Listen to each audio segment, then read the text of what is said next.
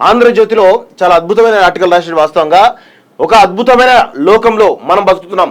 ఇక్కడ శాస్త్రవేత్తలు జ్యోతిష్యం మాట్లాడతారు, బాబాలు సైన్స్ బోధిస్తారు, పౌరాణికులు చరిత్ర రాస్తారు, సినీ నటులు భక్తిని వ్యాప్తి చేస్తారు, ధనవంతులు సాదా జీవనం గురించి పాఠాలు చెబుతారు, ప్రవాస భారతీయులు దేశాన్ని ఎలా ప్రేమించాలో చెబుతారు, నేరగాళ్లు విలువలను బోధిస్తారు, రాజకీయ నాయకులు దేవుడి గురించి మాట్లాడతారు, దేవుడు మాత్రం నిశ్శబ్దం పాటిస్తాడు అని దేవులపల్లి కృష్ణశాస్త్రి అనే రచయిత ఫేస్బుక్ పోస్ట్ లో ఆవేదన చెందారు. ఆయన ప్రసిద్ధ తెలుగు కవి స్వర్గీయ దేవులపల్లి వెంకట కృష్ణశాస్త్రి మనవడు. ఇప్పుడు మన దేశంలోని పరిస్థితులను గమనించిన వారికి ఈ మాటలు అక్షర సత్యాలు అనిపించక మానదు.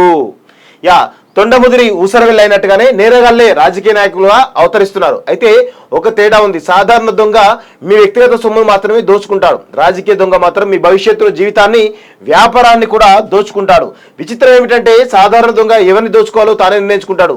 మనల్ని దోచుకునే రాజకీయ దొంగలు మాత్రం మనమే ఎంచుకుంటాం. వాడి కోసం మనం పరస్పరం కొట్టుకు చేస్తాం. ఇది మన సమాజంలో ఉన్నటువంటి దౌర్భాగ్యమైనటువంటి పరిస్థితి అని చెప్పేసి ఏబిఎన్ ఆర్కే కొత్త పలుకులో చాలా స్పష్టంగా అద్భుతంగా రాసినటువంటి ఆర్టికల్. వాస్తవంగా కొన్ని ఆణిముత్యాలు నిజంగా కూడా ఎవరికి కూడా రావు. వాస్తవంగా ఈయన రాసినట్టు ఎవరు కూడా రాయలేరు. వాస్తవంగా రాజకీయ నాయకులు తమ ప్రయోజనాల కోసం దేవుడితో పాటు కులం, మతం, ప్రాంతాన్ని కూడా వాడుకుంటున్నారు. కులం కూడు పెట్టదని తెలిసినా ఆ కులం కోసమే కొట్టుకొచ్చేస్తున్నారు. ఎన్నికల్లో ఫలానా కులం వాళ్లకు అన్ని టికెట్లు ఇచ్చాం, ఇన్ని టికెట్లు ఇచ్చామని ప్రకటించుకోవడం చూస్తున్నాం. ఇక్కడ ఒకసారి కేసీఆర్ గురించి చూద్దాం. మాజీ ముఖ్యమంత్రి కేసీఆర్ కు కులబలం లేదు, అందుకే ఆయన ప్రాంతీయవాదం అందుకుని అందరం ఎక్కారు. గత ఎన్నికల్లో ప్రజలు ఆయన ఓడించినప్పటికీ ఆత్మవిమర్శ చేసుకోకుండా తెలంగాణ పాలించే సత్తా తనకు తప్ప మరొకరికి లేదన్నట్టుగా ఆయన మాట్లాడుతున్నారు. కేసీఆర్ కూడా అధికారంలో ఉన్నప్పుడు యజ్ఞ యాగాదులు నిర్వహించారు, యాదాద్రిని పునర్నిర్మించారు. అయినా దేవుడు కనికరించకుండా నిశ్శబ్దంగా ఉండిపోయాడు. ఫలితంగా కేసీఆర్ ఎన్నికల్లో ఓడిపోయారు. ప్రజాస్వామ్యంలో ప్రజలే అంతిమ న్యాయ నిర్ణేతలు అని చెప్పుకున్న మనమే పరిస్థితులు అనుకూలంగా ఉన్నప్పుడు అదే ప్రజలను విస్మరిస్తాం. కేసీఆర్ కూడా ప్రజలను విస్మరించారు, అందుకే ఆయన అధికారం కోల్పోయారు. కులాలు, మతాలు, ప్రాంతాలు ఎన్నికల్లో పదే పదే ఉపయోగపడవు. 2014, 2018 ఎన్నికల్లో కేసీఆర్ కు ఉపయోగపడిన ప్రాంతీయవాదం 2023 ఎన్నికల్లో పనిచేయలేదు. వ్యవస్థలు పతనమైనప్పటికీ ప్రజాస్వామ్యంలో ప్రజల ఓటు హక్కు ఇంకా పదిలంగానే ఉంది. అందుకే ఎంత అధికారం ధనం ఉన్నప్పటికీ ఓటమి నుంచి కేసీఆర్ తప్పించుకోలేకపోయారు. తెలంగాణలో ప్రస్తుతం ముక్కరో పోటీ జరుగుతుంది. ప్రధాన పోటీ కాంగ్రెస్, భారతీయ జనతా పార్టీ మధ్య కేంద్రీకృతమైనట్టు కనిపిస్తున్నప్పటికీ భారత రాష్ట్ర సమితి కూడా కొద్ది గొప్ప పుంజుకుంటుంది. బీఆర్ఎస్ బలపడే కొద్దీ ఆ ప్రభావం బీజేపీ పైన పడుతుంది. అధికారంలో ఉన్నందున కాంగ్రెస్ బలం తగ్గే అవకాశాలు తక్కువ. తన కంఠంలో ప్రాణం ఉన్నంత వరకు మత ప్రాతిపదికన ముస్లింలకు రిజర్వేషన్ ఇవ్వాలని ప్రధాని మోడీ ప్రకటించారు. దీంతో ముస్లింలంతా కాంగ్రెస్ పార్టీకి అండగా సంఘటితమయ్యారు. అదే సమయంలో హిందువులు బీజేపీకి అనుకూలంగా సంఘటితం అవుతారా అంటే చెప్పలేం. తెలంగాణ సమాజాన్ని కూడా కులాల వారీగా విడదీసినందున హిందువులలో ఐకమత్యం రావడం కష్టం అంటూ ఒకరోజు చూస్తా ఉన్నాం. వాస్తవం కూడా చాలా అద్భుతమైనటువంటి ఆర్టికల్ రాయడం జరిగింది. వాస్తవం చాలా విషయాలు చెప్పడం జరిగింది. కేసీఆర్ గురించి, కాంగ్రెస్ పార్టీ గురించి, అదేవిధంగా భారతీయ జనతా పార్టీ గురించి చాలా స్పష్టంగా చెప్పడం జరిగింది. అయితే మతపరమైనటువంటి రిజర్వేషన్లు ఉండొద్దు అనేది అంబేద్కర్ రాజ్యాంగంలో చెప్పడం జరిగింది వాస్తవంగా. సో అంబేద్కరిజాన్ని ఈరోజు వ్యతిరేకిస్తూ ఈరోజు కొంతమంది కుహన మేధావులు ఎవరైతే ఉన్నారో వాళ్ళందరూ కూడా ఈరోజు మాట్లాడడం చాలా విడ్డూరంగా కనబడుతుంది. అంబేద్కర్ను అవమానించడమే. అంబేద్కర్ ఫాలోవర్సే ఈరోజు అంబేద్కర్ సిద్ధాంతాన్ని, అంబేద్కర్ యొక్క నిర్ణయాలను వ్యతిరేకిస్తున్నారంటే ఏ విధంగా ఉందో ఒక్కసారి మనం చూడాల్సిన అవసరం ఉంది వాస్తవంగా. ఎందుకంటే ఈరోజు అన్ని మతాల్లో కొన్ని కమ్యూనిటీస్ ఏవైతున్నాయో బీసీఏలో, బీసీబీలో, బీసీసీలో, బీసీడీలో కూడా రిజర్వేషన్లు పొందుతున్నటువంటి విషయాన్ని కూడా మనం గమనించాల్సినటువంటి అవసరం ఉంది వాస్తవంగా.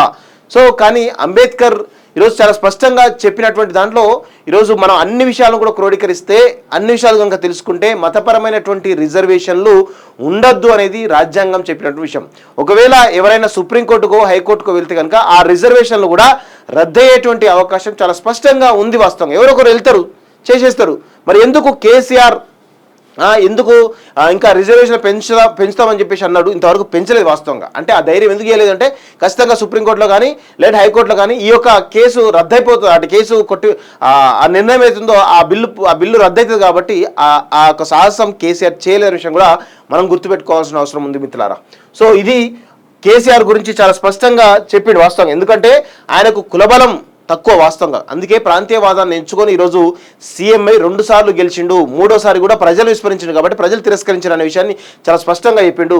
ఇక్కడ ఇంకొక విషయం ఏంటంటే భారతీయ జనతా పార్టీ మరియు కాంగ్రెస్ పార్టీ మధ్య పోటీ ఉంటుంది, అధికారంలో కాంగ్రెస్ పార్టీ ఉంది కాబట్టి అడ్వాంటేజ్ అని చెప్పేసి చెప్తా ఉన్నాడు. కానీ విషయం ఏంటంటే భారతీయ జనతా పార్టీ కంటే ఒక్క సీట్ అన్నా తక్కువ కాంగ్రెస్ పార్టీకి వచ్చేటువంటి అవకాశాలు చాలా స్పష్టంగా కనబడతా ఉన్నాయి. సో ఏదైనా అడ్వాంటేజ్గా కనబడతా ఉంది బీజేపీకి, గ్రౌండ్ అయితే బీజేపీకి చాలా స్పష్టమైనటువంటి అడ్వాంటేజ్ అయితే చాలా స్పష్టంగా కనబడతా ఉన్న విషయాన్ని కూడా మనం గుర్తుపెట్టుకోవాలి. ఆంధ్రజ్యోతిలో చాలా అద్భుతమైన ఆర్టికల్ రాసిన వాస్తవంగా ఒక అద్భుతమైన లోకంలో మనం బతుకుతున్నాం.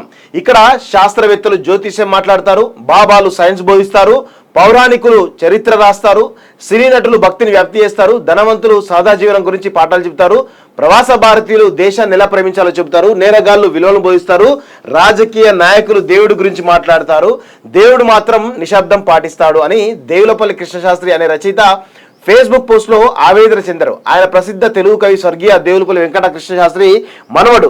ఇప్పుడు మన దేశంలోని పరిస్థితులను గమనించిన వారికి ఈ మాటలు అక్షర సత్యాలను అనిపించక మానదు. తొండముదిరి ఊసరవెల్లి అయినట్టుగానే నేరగాళ్లే రాజకీయ నాయకులుగా అవతరిస్తున్నారు. అయితే ఒక తేడా ఉంది, సాధారణ దొంగ మీ వ్యక్తిగత సొమ్మును మాత్రమే దోచుకుంటాడు, రాజకీయ దొంగ మాత్రం మీ భవిష్యత్తులో జీవితాన్ని వ్యాపారాన్ని కూడా దోచుకుంటాడు. విచిత్రం ఏమిటంటే సాధారణ దొంగ ఎవరిని దోచుకోవాలో తానే నిర్ణయించుకుంటాడు, మనల్ని దోచుకునే రాజకీయ దొంగలు మాత్రం మనమే ఎంచుకుంటాం, వాడి కోసం మనం పరస్పరం కొట్టుకు చేస్తాం. ఇది మన సమాజంలో ఉన్నటువంటి దౌర్భాగ్యమైనటువంటి పరిస్థితి అని చెప్పేసి ఏబిఎన్ ఆర్కే కొత్త పలుకులో చాలా స్పష్టంగా అద్భుతంగా రాసినటువంటి వాటికి వాస్తవంగా కొన్ని ఆణిముత్యాలు నిజంగా కూడా ఎవరికి కూడా రావు. వాస్తవంగా ఈయన రాసినట్టు ఎవరు కూడా రాయలేరు. వాస్తవంగా రాజకీయ నాయకులు తమ ప్రయోజనాల కోసం దేవుడితో పాటు కులం, మతం, ప్రాంతాన్ని కూడా వాడుకుంటున్నారు.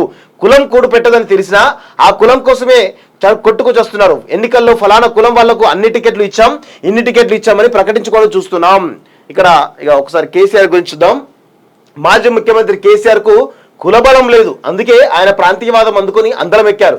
గత ఎన్నికల్లో ప్రజలు ఆయన ఓడించినప్పటికీ ఆత్మవిమర్శ చేసుకోకుండా తెలంగాణ పాలించే సత్తా తనకు తప్ప మరొకరికి లేదన్నట్టుగా ఆయన మాట్లాడుతున్నారు.